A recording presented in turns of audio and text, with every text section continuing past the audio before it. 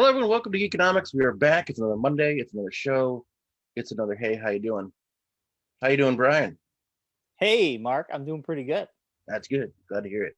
Glad to hear it. Back in the old basement of wonder and forgotten dreams. Yes. Well, I've been recording down here for a while now. I know. Just trying to liven it up a little bit. I'm gonna livening it up. I'm gonna live it up. I'm all tongue twisted. You are. East of the River comic book and collectibles is coming back to Enfield on Halloween Day. Yes, It's a Sunday. It's it 10 is. a.m. to I think 3 p.m. 3 p.m. 3 At the p.m. American Legion, Enfield, Connecticut. So I'm very excited that we're going to be back on the home turf. Yes. It's going to be a great show. The last show before the pandemic was one of the biggest shows we've had there. We had It a was. line out the door.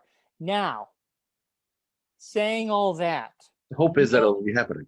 yeah, knowing that numbers are going up because of the variant happening right now, The and Loki, as I call it. also The Loki. yeah, the Loki. Not the Loki. That's what I call it. So hopefully, as a state of Connecticut, that Yes. things are going in the right direction in October and not going in the direction they are right now. Yeah. But as of right now, it's happening. So Yeah.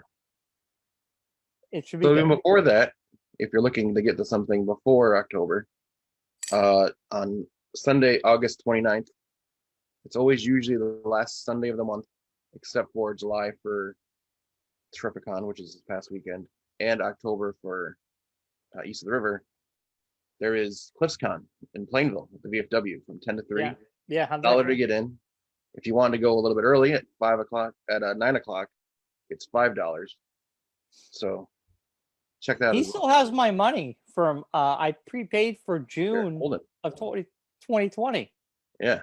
Well, but he didn't do the big one. He hasn't done the hotel show yet. No. Yeah, I told him to hold on the money because when he does do it, I want to go that. Yeah, it'll probably be next year that he'll do the hotel show. So yeah, if hopefully we're next summer, I'm saying. Yeah.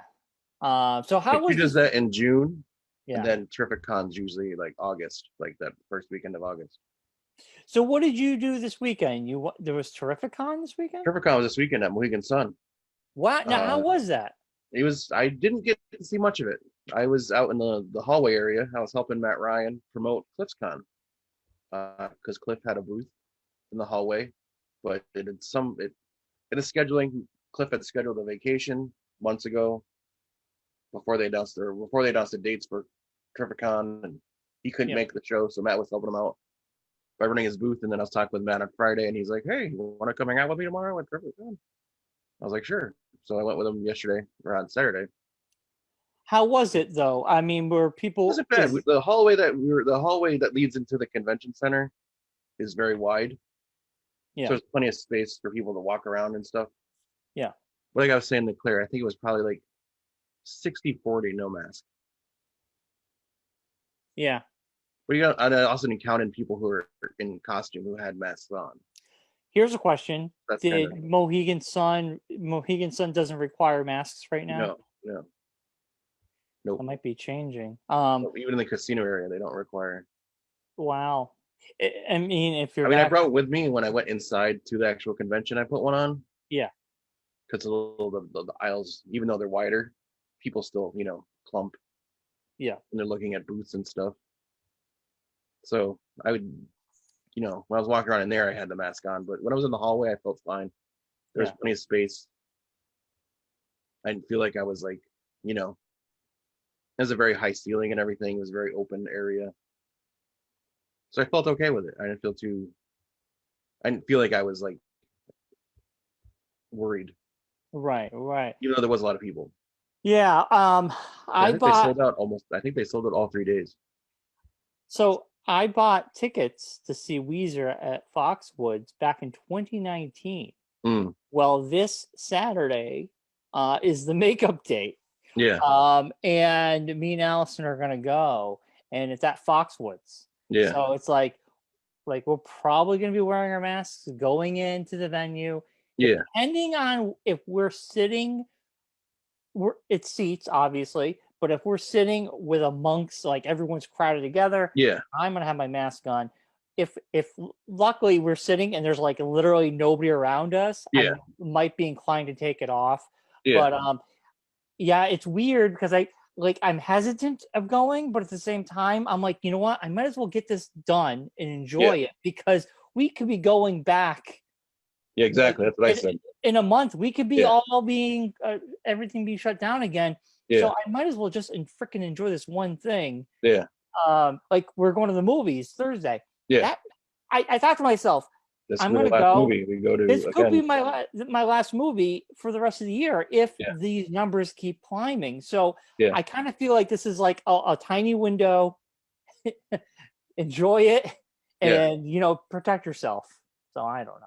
Yeah, it's crazy. It's crazy to think about. Like you have to and many people like we talked to, Matt and I talked to over the weekend, that was their thing. Like we decided to come because we don't know if there's gonna be another con anytime soon. So we decided we got to get into this one and come do something. See out of the house. The governor is supposed to reevaluate things for the fall, but if things keep going, all these shows that got moved to the end of the year potentially could be canceled, or or say, you know what, you have to have a mask on. Well, that's the other thing now is you got the folks that are certain places are saying you have to show up with your vaccination card and proof you've been vaccinated or been tested. And I know that sporting events are doing that. I know even some concerts and are doing that. And then workplaces are not forcing, but mandating vaccines, or you have to wear a mask all day, like continually the whole time you're in the building. So right. When I go back to work, it's gonna get crazy. Yeah, will be masks because masks are required at schools. Yeah.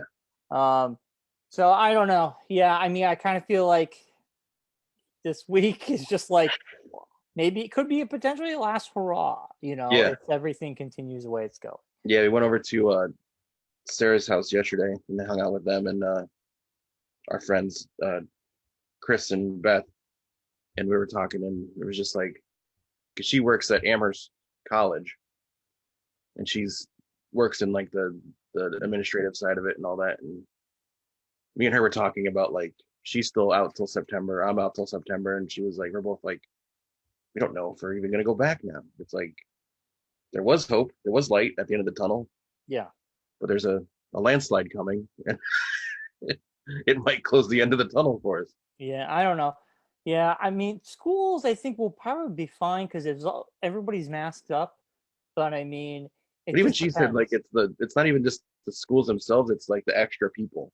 Like schools are going to like evaluate like, it's okay for students to come in, but do we need all these ancillary people to be here as well?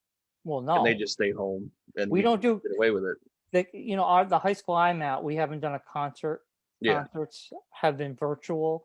They can't. They still have regulations about that sort of thing. So I don't know. That's a good question. I feel like maybe this fall they still won't have, bringing parents in for activities. I don't know. Yeah, it's crazy, scary too at the same time. It's like yeah. So it was a good time. So you had a good time. I had a good time. Yeah. I would tell people, if you're worried about this stuff happening and you haven't, get the shot. Yeah. You don't have to worry about it.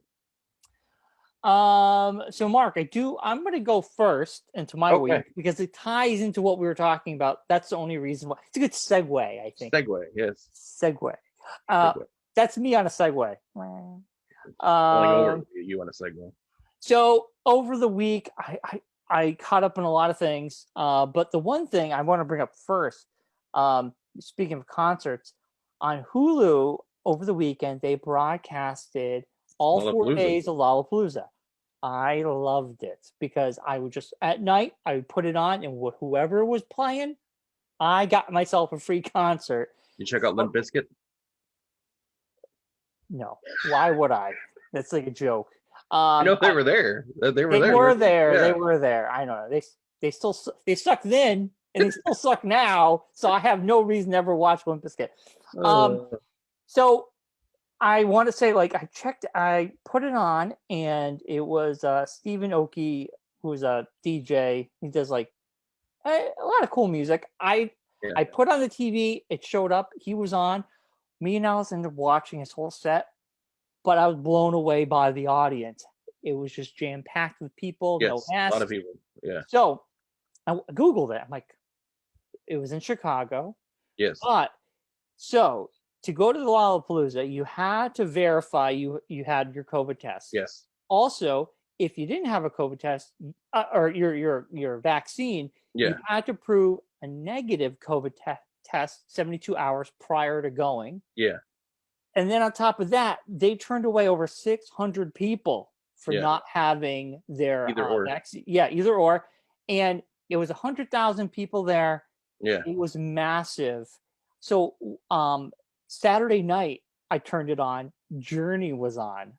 Wow. What a show. I mean, like, Journey songs are great and all, Yeah. but I'm like, the lead singer who took over, he unbelievably sounds just like him. And they put on a great show. Then last night, Mark, I regret not texting you. I Foo watched Fighters are on. 3-hour Foo Fighter set. Hulu's like re-airing it, right? You can watch it after it's aired. I don't know. I'm just saying. That was my plan because I couldn't watch it because I was at.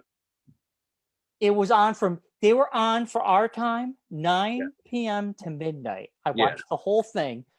Mark, oh my God. Like Taylor Hawkins came out, like when we saw them open up for play with Weezer. Yeah. Taylor Hawkins came out. They were on drums, but Taylor Hawkins sang Queen, I Need Someone to Love.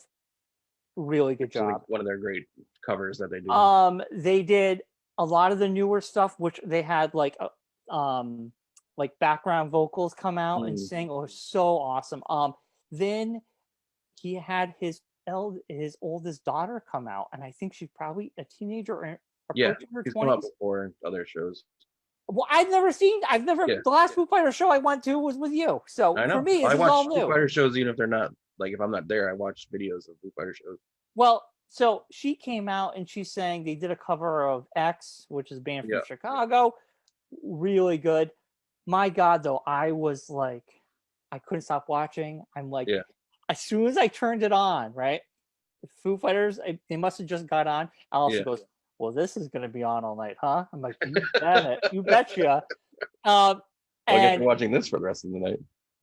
It was awesome. I got to see a free Foo Fighter show live in my bedroom, and it knocked my socks off. That's too much information. Well, I was watching it in bed. I was, what you were doing in bed with Foo Fighters is your own business, man. But anyway, fantastic show. The only thing that's scary is how many people were there, and that is this going to be a hot spot for the Delta virus? Well, that's what the thought was. Honestly, over the weekend was the Tripicon was that same kind of thing. Like, are we going to be like, God forbid, like during a week, like hot spot at a comic convention at the Mohegan Sun?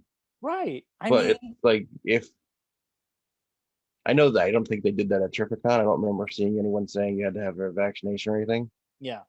But I kind of feel like it's going that way. Like if you're not have a vaccination card and you can't prove you're vaccinated, they're not gonna let you into places.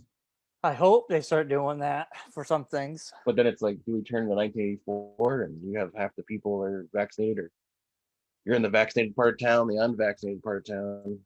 Yeah, but it's for safety though, and I mean it already starts that way. It always starts that way. Yeah, but it's already happening. I mean, the Foo Fighters played their first concert for only vaccinated people. Saturday Night Live has a live audience of only vaccinated people. I mean, it's already been happening, and I know. I'm behind that. I don't think that's 1984 at all, Mark. I think it's just like safety of not. We have to put this fire out sometime. We can't. I know. I understand that, but there's people who, as we know, are anti putting the fire out. So.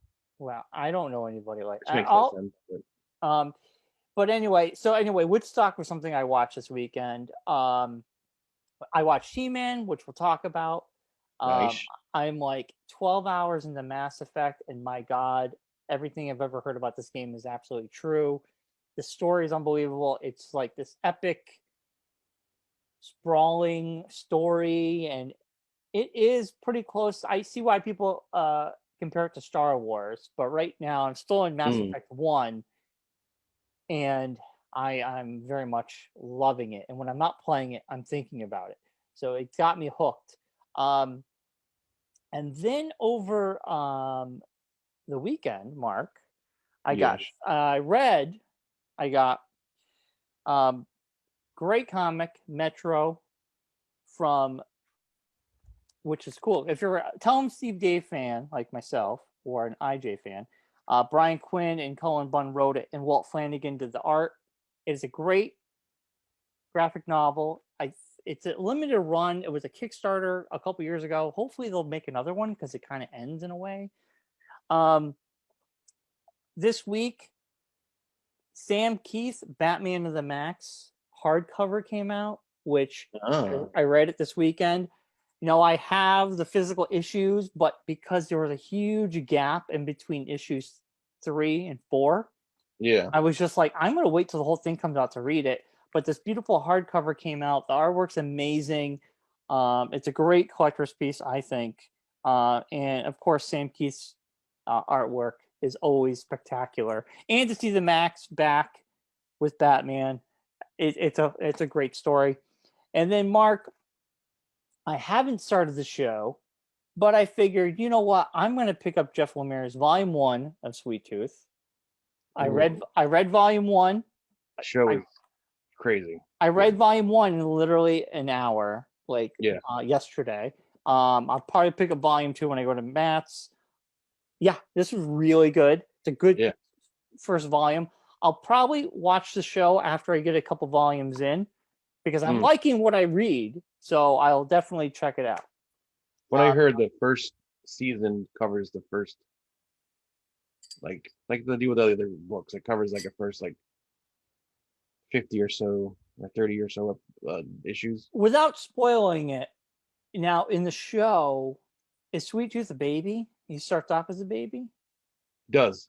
But they do a montage kind of get him to adult, he's supposedly 9. He says he's 9. 10, 11, 10, 11-ish, yeah. Right.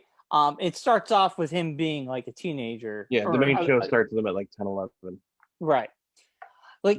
His age is unclear because his dad told him how old he was, and every time someone sees him, they go, that doesn't seem right. Yeah, same thing in the show, same kind of thing. Yeah. And then the show ends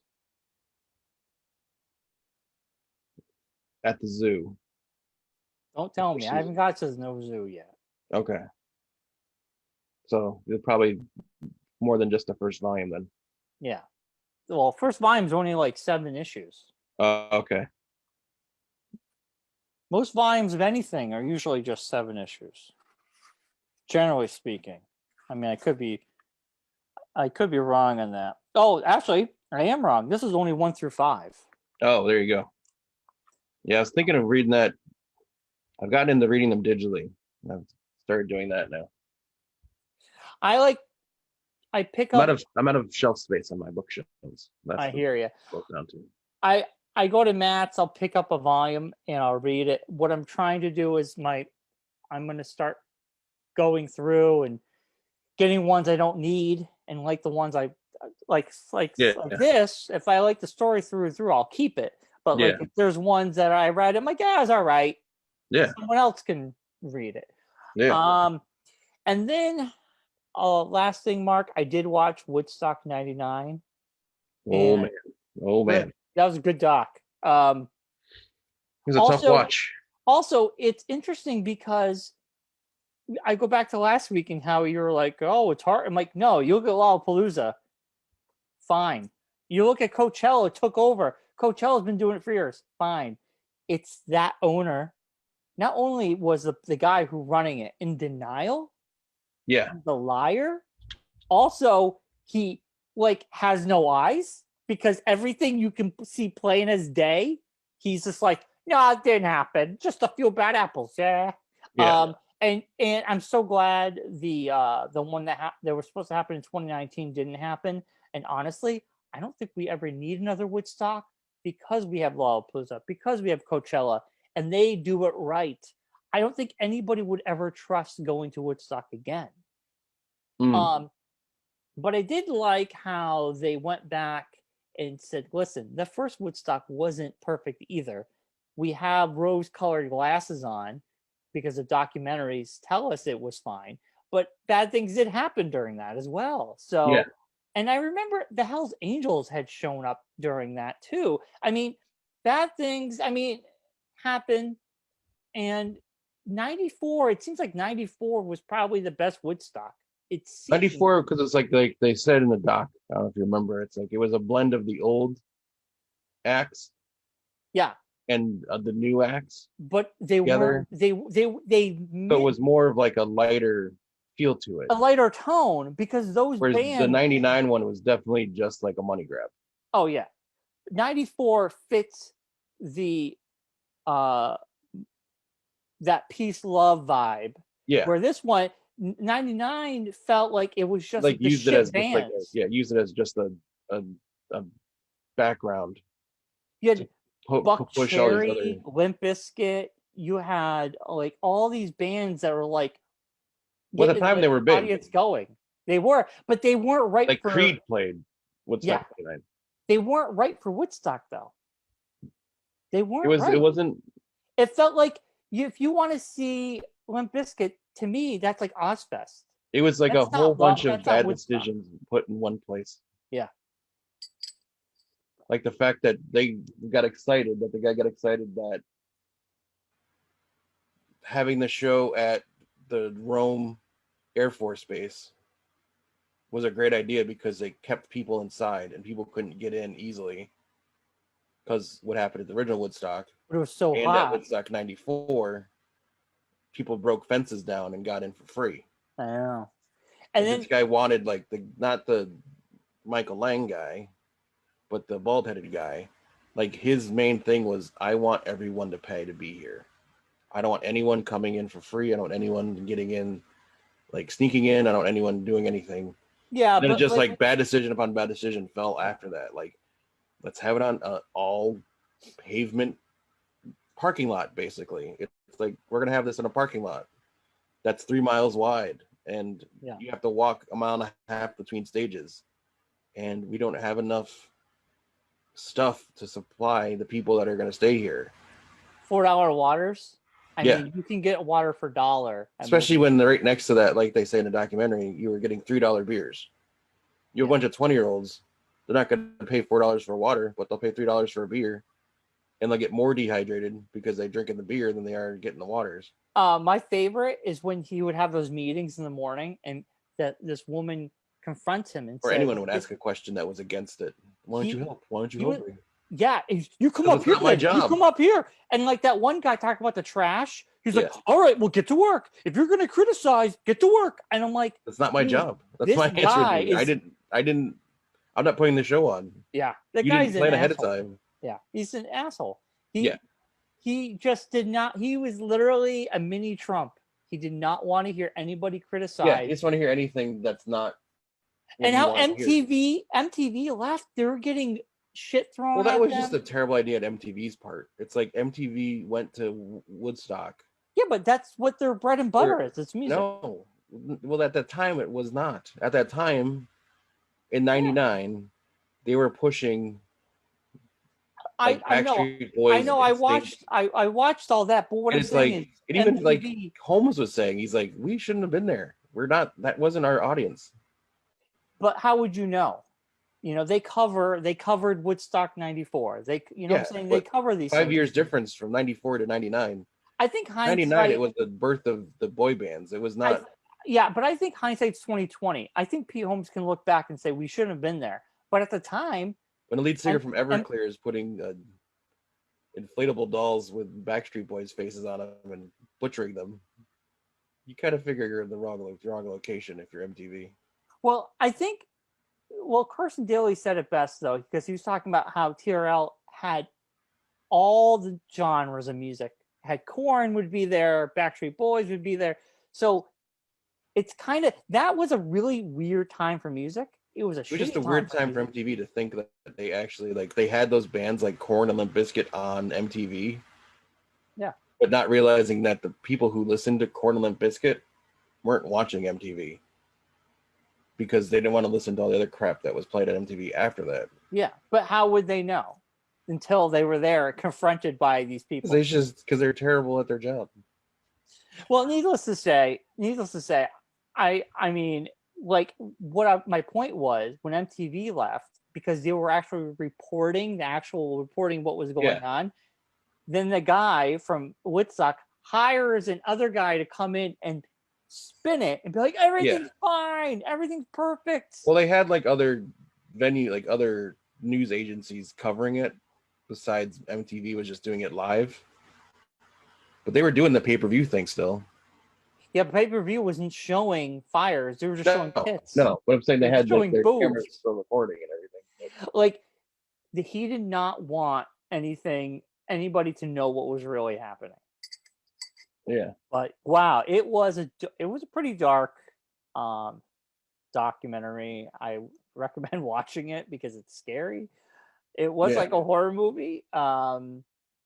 And you kind of feel bad for the people that, bad things happen to some folks. And I don't know. I hope Woodstock never happens again. No, it doesn't really need to. There's no need to. But Marcus, yes, what are you doing? I'm looking on Hulu to see if the Lollapalooza's on. Do it after. What are you gonna do it now for? Well, I was seeing if I could get it and find out the information now during the show, so I could give the information out to people if it's not on there. I haven't found it yet, so I don't. Yeah, there was nothing. It was a live channel. Yeah, and you couldn't record it. You couldn't pause it or anything. It was just a live feed. They had exclusive rights to broadcast it live. Anyways, Brian, what I did over the past week, was I watched all of Ted Lasso, the whole first season. I like how you go. 8 episodes. I don't binge anything. You literally watch a show the whole weekend. Well, I didn't watch it the whole weekend. I spread it through the week. It's only 8 episodes. They're half-hour episodes, so it's not. Isn't season 2? Isn't there season 2? Season 2 just started. What they're doing, what Apple's doing, and it's been talked about online. It's not a favorite thing that Apple's instigating now. Is I guess the first season was all at once. What I understand, I could be wrong about that, but what I understand, that's what it was. Second season, they're parsing out week to week, which I know people aren't fans of. Yeah, but we just talked about how we loved it for Disney. So we I know. I'm saying some people. I said some people. I don't care. Some people are not fans of it. I like it because I'd rather not sit through 8 episodes at once, or in multiple sittings. Mike, you don't have to. Ted Lasso is good. Yeah. But here's my thing about Ted Lasso. I haven't watched it yet. Ted Lasso, I think, is being talked about so much because it's one of the only actual comedies out there right now. I couldn't name you another sitcom on the air right now. Like a big sitcom. Well, it's not a sitcom. It's a comedy. A sitcom's like a live. You know what I mean? Like that kind of genre, like a comedy show. Well, needless to say, how was it? Did you like it? It's good. It's good. Yeah. If you're not a soccer fan, you'll be okay watching it. Because it's about a soccer team. So you don't need to know soccer to be into the show. Okay, so yeah. If you're into soccer, it makes it a little bit better because you know what's going on and what all the different terms they talk about are and all that kind of stuff. Jason Sudeikis in the first season, it's a good thing there's only 8 episodes because his accent wears thin about the 6th or 7th episode. He has an accent? He's a Southern guy. He plays a Texas like a guy from the South. Oh, okay. He's a he's a college football coach who this soccer team picks to be their coach because the owner of the soccer team got divorced from his wife because she found him cheating, and she took over the team in the divorce. Gotcha. So the first season's very Major League-esque. The story behind it is she's trying to kill the team to get back at her ex-husband. Mm-hmm. And it's a lot of that kind of stuff. But it plays good. It's funny in parts. You can tell they're trying to. You can see like Bill Lawrence trying to do English comedy in some parts. And it just is not as doesn't work very well sometimes. But it's good. I'd suggest watching it if you like Jason Sudeikis and stuff like that. I mean, you have to getting Apple Plus on Apple TV Plus on Amazon is not easy. Why? You just download the app. No, that's not how you do it. You have to download the app, yes, to get Apple TV. Yeah. Get Apple TV Plus, you have to go on a device that allows Apple products. Oh. So, say your computer or your phone, you have to go on either one of those, go to Apple TV Plus, sign up for Apple, get an Apple ID, or use your old iTunes one, whichever you want to do. Which you had iTunes. Yeah, so, but you have to go through, sign on through Apple, and pay everything through Apple. Yeah. Not on the Amazon Fire Stick. You have to do it all on a computer or an Android. And then, once you finish all that stuff, then it opens up the Plus side. Then you have to go back onto your Fire Stick, and then you can start using Apple TV Plus. For me, because I already have Apple, I said, yes, I want my free trial. It gave me a QR code. I scanned the QR code with my phone. It verified I had, because I'm on an iPhone. Yeah. Biggity bam. Yeah. So that's what I'm saying. The folks who aren't on Apple products, it's a little bit more difficult then. But Biggity bam. Speaking of weird apps, I got charged. I thought this was done Cinemark. I got charged today for a ticket for Cinemark app, and I'm like, this is back? Yeah. So I sent an email out last week. I got it. I got starting March 1st or starting August 1st. They said they're going to restart your. Yeah. So I have three. I have 3 free tickets, 3 credits on my thing. I looked because I haven't touched it in forever. Yeah. There's been no movies, and I haven't been going to a theater for anything. And we're going to Agawam, so I was debating about if I should still keep it. But the reason why I'm keeping it at this point is I have so many free movies logged up on it. Me too. I'm gonna keep it because for Spider-Man, and if we end up going to Spider-Man, if that's okay, if that's good, maybe we can go to the Enfield if Enfield's open. Yeah, because I have two credits, and I have $15 in gift cards that people have given me that I've haven't used yet. So yeah. I'll keep it going. I was gonna cancel it, but well, they canceled it. They kind of put it on hold for everybody. So they kind of. Oh, I know. I forgot about it too. I didn't even think it was coming back. So yeah, there you go. So Mark, we got one big piece of news. Actually, we got 2 big pieces of news. I forgot about the other one, so I'm gonna start with this one first. All right, you. I don't know if you saw this, but I've been watching the Olympics, and during the Olympics, they've been promoting a lot of other shows that are connected to NBC and so forth, that kind of thing. And one of them that popped up, they were putting a lot of FX on Hulu stuff, which is interesting. Well, I think they're produced by NBC. They're Universal shows. No, FX. Promoting on FX. FX is on Hulu the next day. So everything on FX goes on Hulu the next day. And FX is owned by Fox, but is now owned by Disney. Yes. But the Olympics are on NBC. Okay. It's owned by Universal. Yeah. So this show is produced by Universal, and that's why they're promoting it on the Olympics, I'm saying. Well, what show is it? So the show that they're promoting, and it's a show I read. It's a comic book show. Okay. What is it? I read the comic for. It is Y the Last Man. Oh, I'm excited for that. Y the Last Man is finally coming. Jeff Lemire, yet again. That's a Jeff Lemire. It's a Brian K. Vaughan. Oh, is that Brian K. Vaughan? Yes. Oh, you're right. Oh, what am I thinking of Jeff? Yeah, you're right. It is Brian K. Vaughan, huh? But anyway, so this show has been in development since 2015. Yeah. In 2016, it was announced that Michael Green would serve as showrunner for the potential series. And then in 2018, it was announced that FX had given the production a pilot order. And then in April 2019, Green and another guy exited the series due to creative differences. And then in 2019 June, it was announced that Eliza Clark would be replacing those two as a showrunner. And then February 2020 means nothing to me. Concluded that Clark is that a bunch of people would end up producing the show, and it is finally happening. Okay. It is coming out. All those names mean nothing to me. When's it coming out? That's all I want to know. So, this show, which is going to star Diane Lane,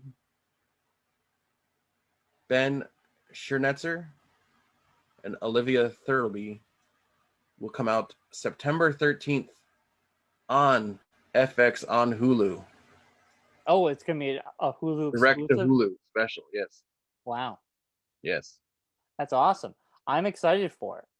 Yeah, yes. I that's another series. I read the first issue. I loved it. I have them all. I'll probably try to read that too before watching it as well. I have the whole series. I read it all. When I read it originally, my first thought was Shia LaBeouf should play Yorick, who's the last man in the series. But of course, the whole Shia LaBeouf thing happened. But yeah, the guy they picked to do him is Ben Schernetzer, who looks very much like Yorick. I think it's going to work out very well. If you haven't read Wide Last Man at this point, it is a great book. You can get them in graphic novel form. I think there's about 12 of them total of the volumes. Yeah. I have them all too. I have to read. I only read the first one. I gotta dive back in. Yeah, they're worth it. It's all about it's about the last man. There's a virus that kills all the men, and it's only women on the planet, and they're trying to figure out. And then all of a sudden, he shows up, and he has a pet monkey, and there's craziness ensues. I can't remember the actual book. I'm gonna have to reread it again myself before that happens, which I think I have them. I don't know if they're at my parents' house or not. But yeah, I was excited to see that. I was like, what? And they have a full-blown trailer for it, so. I don't want to watch a trailer. I know you don't like trailers because you're weird. I don't mind seeing a trailer. It's coming out so soon, I don't want to see a trailer. But it's not like that. It's not going to show like everything that's going on. I don't want to see it. Don't play it.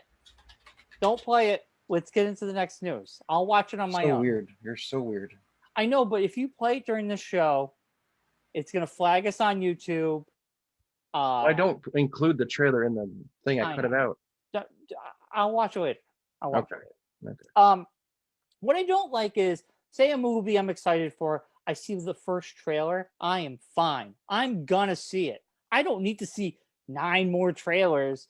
It gets to the point where they're giving you so much, and I want to be surprised. So Suicide Squad, I saw the first one, and I don't want to see any more.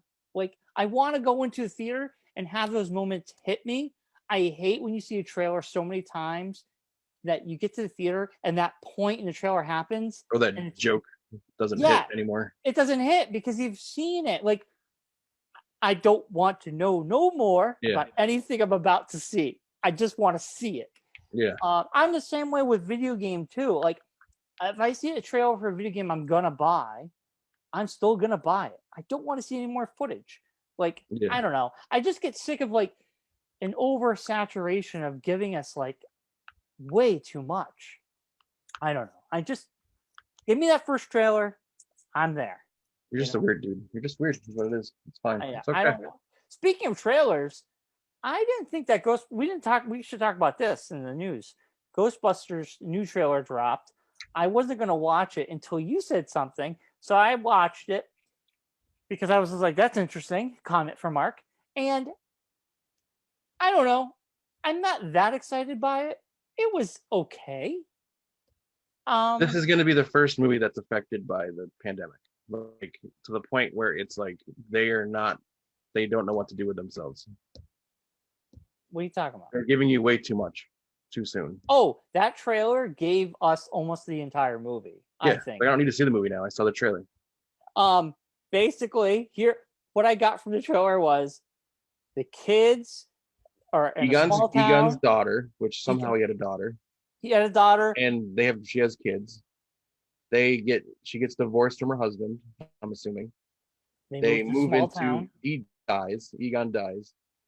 He leaves his daughter his house out in the middle of nowhere. So his daughter and her kids move into this house out of the middle of nowhere.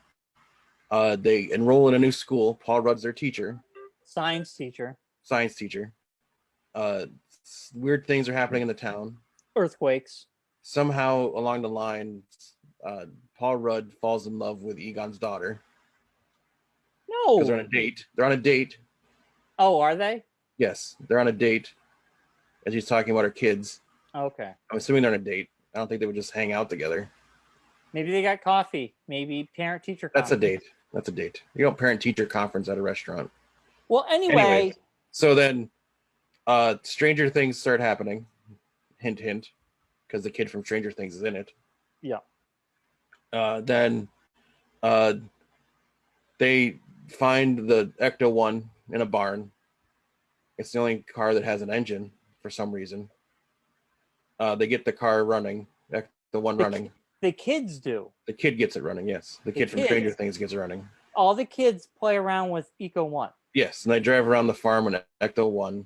Yeah. Then they find this mine / well / whatever it is. Where all the baddies are coming out of. Leads to the netherworld, or wherever it is. The underworld. And then all of a sudden the creatures and ghosts and goblins come out of the hole. Yeah. Because someone does something to trigger them. Then in that craziness, they decide they figure out their grandfather was a member of the Ghostbusters. Yeah. So they look up Ghostbusters on YouTube, find an old commercial for the Ghostbusters. Yeah. And they decide, we should call the number. Yeah. And they call the number. And Dan Aykroyd picks up. Dan Aykroyd's character picks up. This will not talk to them probably at first. I'm telling you what the movie's going to be. Yeah. Decides he's not going to talk to them at first. Yeah. Then decides he needs to do something about it. Yeah. He then sets out on his own adventure of reuniting the Ghostbusters by going to get Bill Murray's character and Ernie Hudson's character. And then they go to where this place is. And then the kids and the Ghostbusters, the original Ghostbusters, fight the big bad, which I'm going to predict is Zool from the first Ghostbusters movie. Or it's the kids and they give them how to do it all. No, because unfortunately, Ghostbusters Facebook page was dumb enough to release the toys that are coming out for the movie. Yeah. And it's the old Ghostbusters in their old costumes, in their old Ghostbuster costumes. So that could go either way, though. They could just be capitalizing on that, or they could be... I don't think they would make toys with them in their costumes unless they were in the costumes in the movie. You think they're going to strap back in? Oh, yeah. Well, people want that, so I guess... So, and then the movie will end with them all working together to stop the big bad and... Well, the kids will save the day. Kids. And then the Ghostbusters will hand off the title to the kids, and then we'll get Twilight, the Ghostbusters edition in this next movie. If there's a next movie. Yeah.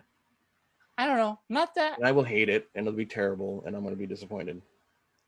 It doesn't look that good. It looks okay. I think I'll wait to see what the verdict is before going to...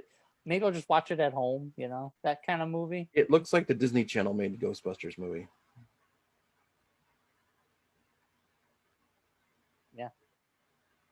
Yeah. It's going to be a kid. The kids are going to save the day, Mark. It's going to be one of those movies. Like I said yesterday, when I was talking to, and everyone was giving me grief because oh, what's your problem with the kids doing it? I'm like, I wasn't aggravated with the kids doing it.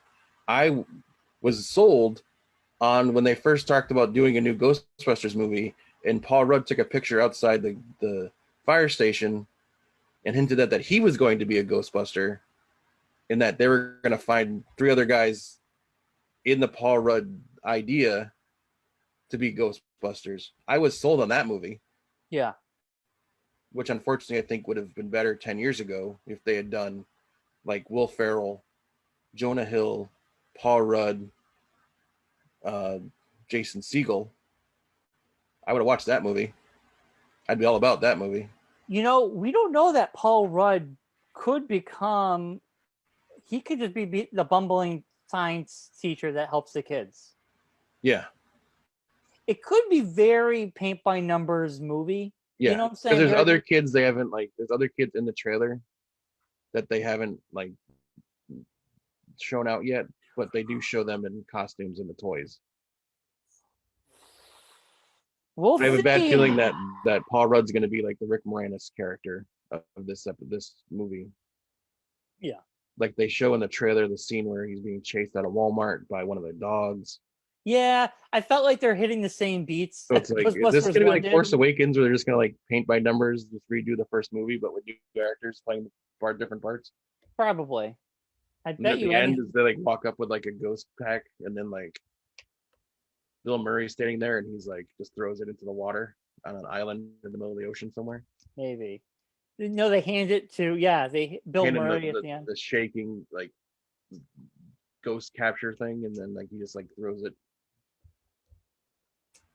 I don't know, Mark. I don't know. It doesn't do anything for me. We'll see how it all pans out. It's just sad because it's like one of my favorite movies ever, and it's like I don't want you to destroy it. It won't be destroyed. It still exists. Well, the legacy of it will be tarnished now because then you'll have that attached to it. How?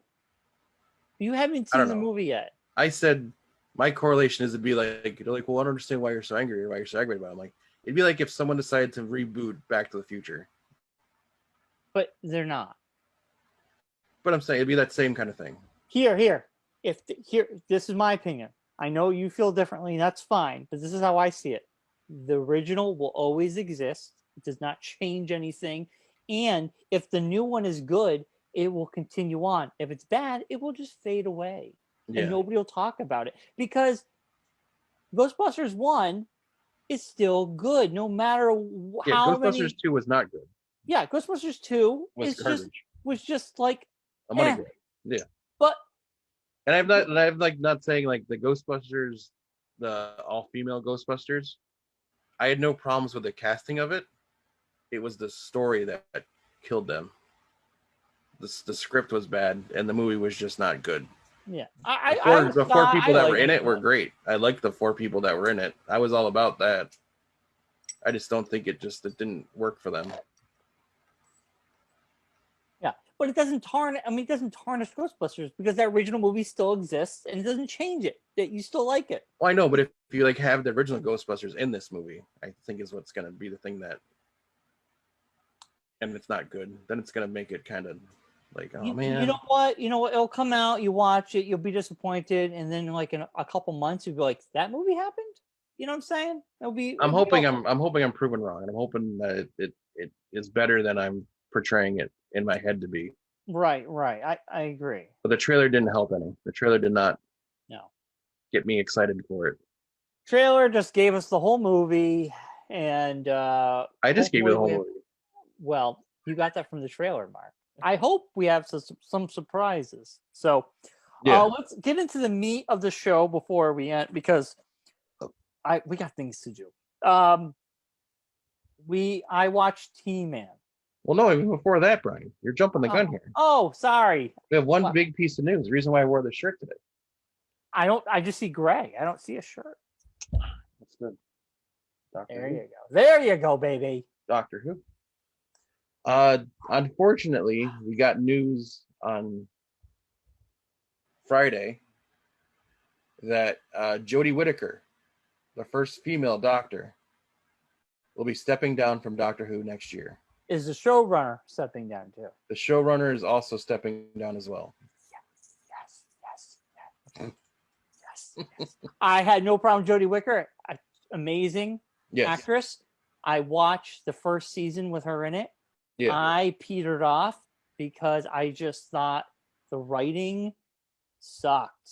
I was It wasn't as good as bored. it was before. I had no connection with anybody. It was Yeah. kind of boring. The second season got better. I I'm will say sure it that. did, but you know what? I'm gonna skip it and wait until the new doctor Yeah. comes in.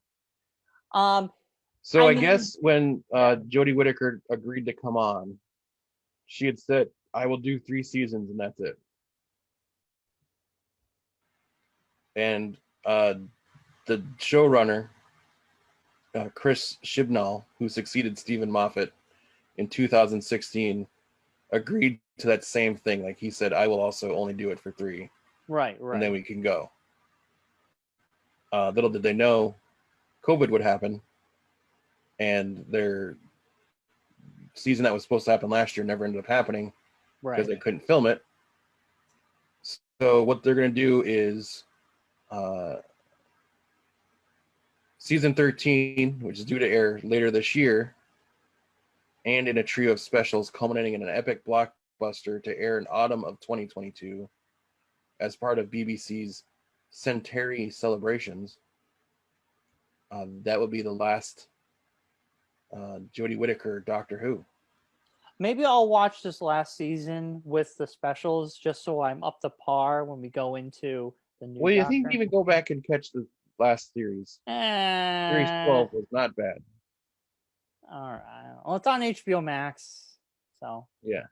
I don't know. That first season, it was just so. I don't know. It was. It didn't feel like Doctor Who. It just felt. It was just kind of boring, and like the writing was just bad in the sense that I hate to say this because I don't care if when they bring politics into shows, but it kind of felt like Doctor Who is kind of a safe place not to have politics. And they seemed to be bringing politics in. And at the time, it was just like, TV is my escape from Donald Trump. I know when I'm watching something political, and I know when I'm watching something to escape that. And Doctor Who decided to go in that direction a little bit with some episodes, one in particular that I remember, and I was kind of turned off by it. I was just kind of like, I don't want this in this series. This is not what I want. Second series is not that way. It's a more Doctor Who adventuring, which is always the case. I mean, every new Doctor, the first season is usually not the best season because it's them trying to find their Doctor. Yeah, I mean, because they're still like playing the old Doctor kind of for the first half of the season, the first series. And they're like trying to find their Doctor, and then like it kind of picks up in the second half of that series. I know, like in the beginning of Capaldi, I was okay, lukewarm on him, but by the end, I loved him, and I thought his final season was amazing. Yeah. So with her, which I think was the same thing with Whittaker. Was the same scenario. The first season that you watched that you couldn't get through, it was very muddled. The first couple episodes, I think she didn't really have her footing and know that what Doctor she was going to be or how she was going to be Doctor. And the writing was the same way. Like they didn't really know. Like they were trying to force too much stuff into a Doctor Who show. Yeah. So just making a Doctor Who show. It's like we're not here for, like you were saying, like political commentary and not really deep thought storylines. We just want you to fight aliens and solve problems. And I did miss the love stuff, we had with the ponds, and I love all that stuff. So I kind of felt like they weren't doing Second that. season, you get into that. You get more in depth into the actual people on the TARDIS. Yeah. Which is great. And then this next season, you're gonna have another new character, which introduced at the end of the last season. So this is why you should probably watch the last season. Because companions change. Yeah. For this next season. So but the last season was really good. I was really into last season. All right. And I think she found her Doctor. And I think it really like went through the storyline. And they did some things in the storyline that were very interesting. Like they introduced the African American lady or an African lady to play another Doctor who was lost in time, kind of. Was a fugitive from time. Well, I know Captain Tell that Jack. whole story. Captain Yeah, Jack Jack comes back. came back. Yeah, so it's very interesting. It's a very interesting story. Well, I'll put it on. Yeah, and check it out. it's worth a watch. I mean, if you're into Doctor Who, it's worth watching. I know. I am into. I don't know. I just kind of. It's also been so long since it's happened. That like before this season starts, I'll probably have to go back and rewatch those first 2 seasons. Yeah, what was going on in the story because I don't remember anything going on. I think I only missed the last 2 or 3 episodes of that first season. Because last new Doctor Who we've gotten was not this past New Year's Day, but the one before. Yeah, I would say. Yeah, I don't think there was any last year, right? 2020. New Year's Day 2020 was the last Doctor Who show. Oh, okay, yeah. Yeah. So it's been a year. Yeah. It's been a year, all right. It's been a year, all right. So I mean, we'll see where they're gonna go. There's always clues sometimes of where the Doctor. We get an older one, a younger one. Yeah, which I don't know how that's gonna work out because you're also losing the showrunner too, so it's gonna be a whole new. That happens. Crew, so I don't think that like Stephen Moffat was there for a long time. Yeah, but I mean, he took over. During. He was the showrunner for Tennant, Smith, and he left. I think he left during Capaldi or before. I think he left at the end of Capaldi, I believe, if I remember correctly. Yeah, I have to look that up. But yeah, we'll have to see how that goes. Because it said in the article that the Chibnall took over for Stephen Moffat in 2017, so that had been after Capaldi. He's only been the showrunner for Whittaker, and that's it. Yeah, Moffat was with the series from season 5 to 10. Yeah. So 2010 to 17. Yeah. Yeah, that might have even been Eccleston. Yeah, he might have picked up. He was only like, I think, 1 or 2 seasons anyways. Yeah. They've kind of fallen into a thing where it's 3 years and out at this point. It's been that way for the past, like, I think Smith and Capaldi were both 3 seasons and out, kind of. But no, excited to see how Doctor Who, where they go with it, who they get as Doctor Who. I know everyone always throws out their dream Doctor Who characters or who Doctor Who could be next, and you always get the people like Idris Elba. They always suggest him for Doctor Who. Tom Hiddleston's name was thrown around a lot before he became Loki. Remember that being a thing back, I think, at the time of Matt Smith's Doctor Who. I remember Tom Hiddleston being a name that was tossed around. But he's still Loki, so he won't be. Well, he was big at that time. He was big on stage in England. He hadn't done Loki yet, so I know a lot of people have thrown his name around. He was one of the guys rumored to be a possible. I don't know who. I like when it's someone I don't know. Someone basically any British actor. Basically, it's like when it's time for a new Doctor Who, it's any British actor in that age range. Yeah, but they're not all British. They're not all British. We've always had a British Doctor. Never been a non-British Doctor. Let's see. Might have been that one movie or one-off.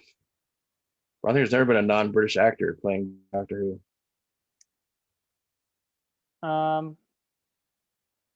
I thought for some reason Capaldi was No, Capaldi's from Britain.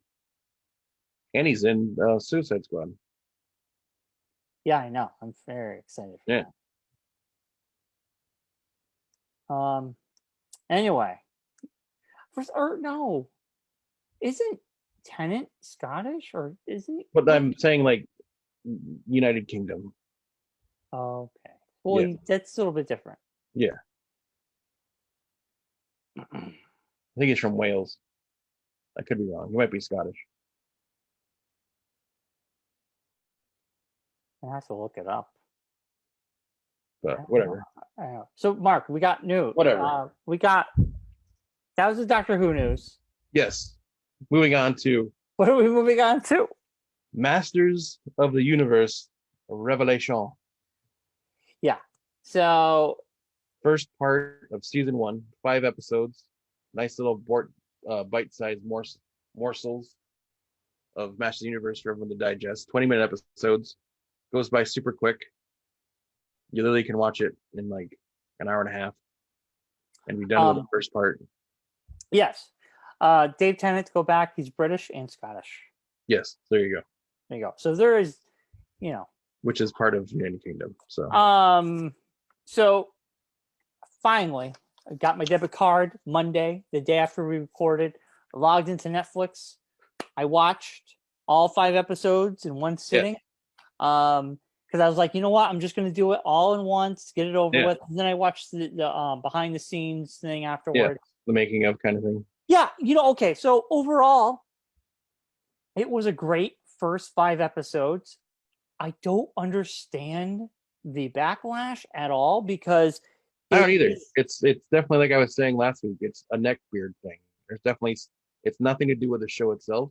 It's just someone hated it and then just perpetuated. They're taking, like, He-Man's now a woman, and I don't like it, so I'm gonna make a stink about it. Yeah, but I'm not gonna watch the show and find out what's actually going on. Yeah, but I read a headline that said He-Man's now a woman, and that's not right. I will say, it spoilers. It was predictable in a lot of parts. It was not predictable at the very end. Yeah. I didn't see. But then again, it's He-Man, and it's there to make toys. Right, but I didn't see how at the end when he's Prince Adam's dying twice in one 5-part. I didn't see he was gonna get stabbed like that at the end, and then Skeletor becomes the master of the universe. And see, what's kind of cool. It's about his friends, obviously, and he goes to heaven. And they have to rescue him and bring him back. Well, I see, the thing is, I thought about this too, and it's I've read many things, like different reviews of it and everything, and I don't think he died the first time. Because Skeletor didn't die; he just moved his essence into the orb of Evelyn's staff. I think. Yeah, but we saw he got teleported. He was in heaven. I know, but I don't think he died. I think he just teleported there, and that's why he didn't get to choose his. Which way he was going to be, either He-Man or... No, he chose to be Adam. I know. He said I think they're going to find out down the road that they're going to say like he wasn't actually dead or something. No, he was dead because he literally went to... It's also He-Man, so it doesn't matter if you die or not. You're going to come back. It's exactly. They got to make toys somehow. First of all, I knew he was going to come back by the end of this. As soon as they went to heaven or they go to Eternia, he said... I know about how to get out of here. And I'm like, oh, well, then he's going to go back too. I mean, come on, you got to be dumb not to think that. So, like, but he chose to be Adam because he felt that was who he really was. Yeah. Because he could, that's why. And I thought that was an interesting take. It was very well, I will say, it was really well written, and the character development. It's nice to see like character development from actual from He-Man? a comic book. Like a cartoon show. Yeah. It's not just we're gonna blow up stuff and that's it. I thought it was a great story, and I thought the voice acting was fantastic. And having you got Cersei, you got what's her name from Game of Thrones? Headley playing Evelyn. She was awesome. And then I can't think of his name, but what's his name from Game of Thrones? Sir Soros there. Yeah. Sir Davos. His voice is so perfect. For Man at Arms, right? Liam something. I can't think of his name right now.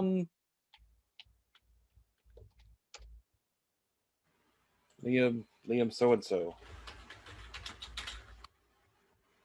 I got it in a second. Hold on. I got it in a second. Hold on. I'm right there. Hold on.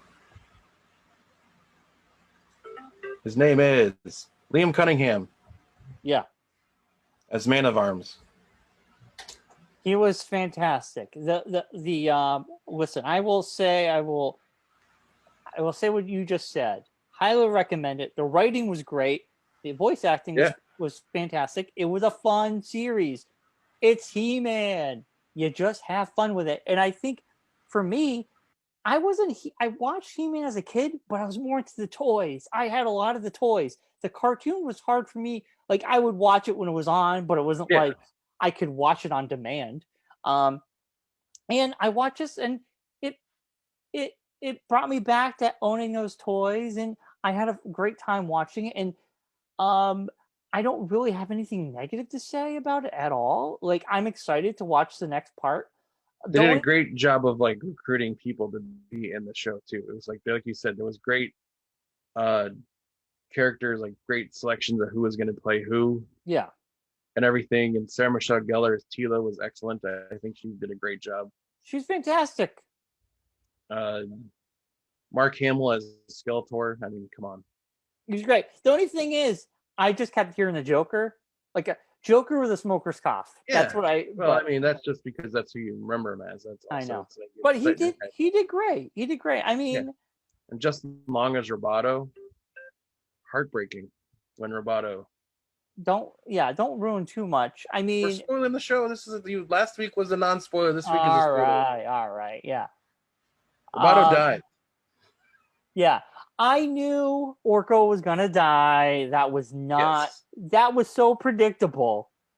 Predictable. I mean, it is predictable in a lot of ways. So I was. It was also great to see. Shocked me at all.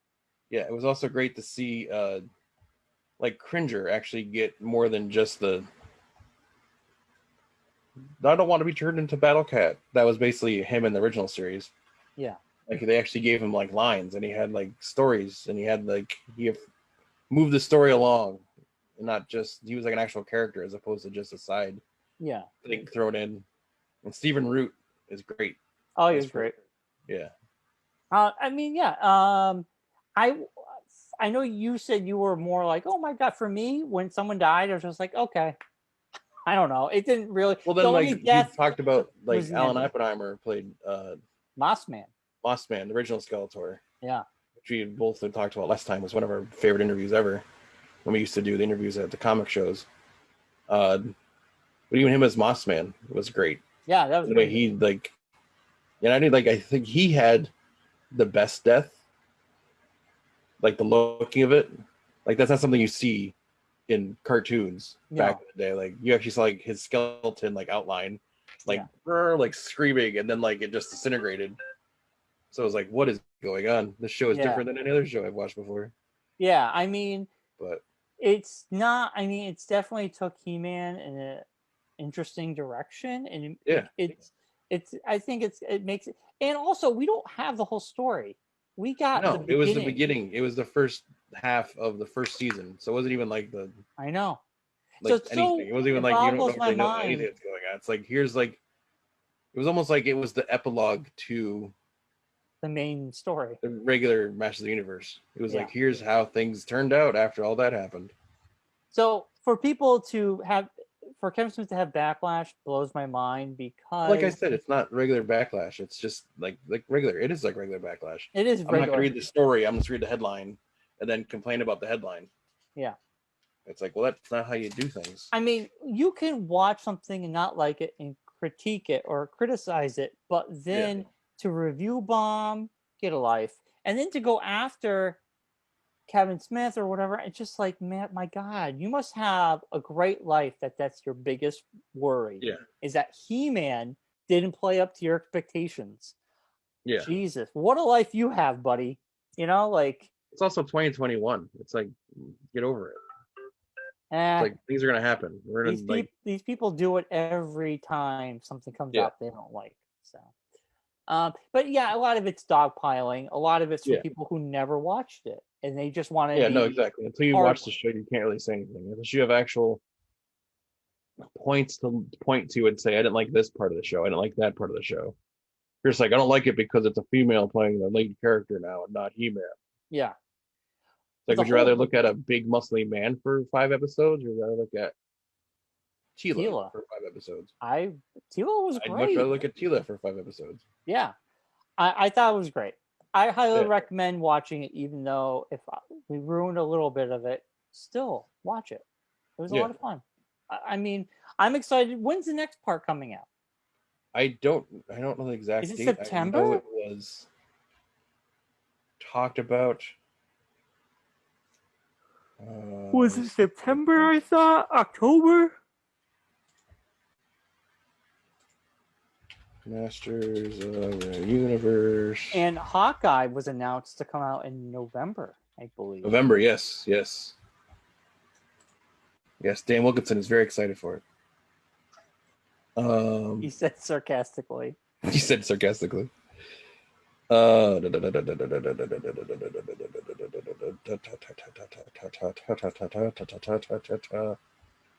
it come out? We don't know.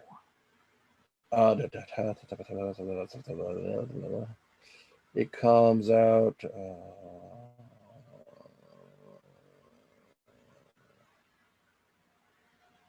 Oh man, why is it so difficult to find out?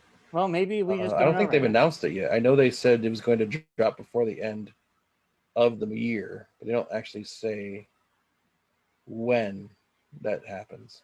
Gotcha. And I think it's November 11th for Hawkeye, which they have put out a trailer for Hawkeye, I think. I haven't watched it yet. Remember seeing that or something with. I think they put photos out on Entertainment. Yeah, I know Entertainment Weekly, they had a thing. That comes out. It was Entertainment Weekly first look thing. That will be coming out November 24th. Nice. So that's going to be just in time for Thanksgiving. That's going to be the holiday show. Yeah. Because think about it, you got like, what is it? What they say, like 10 episodes of What If? Starts next week. Oh, yeah. Yeah, next Wednesday. Oh, man. Another Wednesday show. Yeah, and I think Hawkeye's a Wednesday show, too. Yeah, I think they're going to move to Wednesdays. Wednesdays are going to end up being Marvel. Fridays will be Star Wars. Yeah, probably. That's what I'm thinking.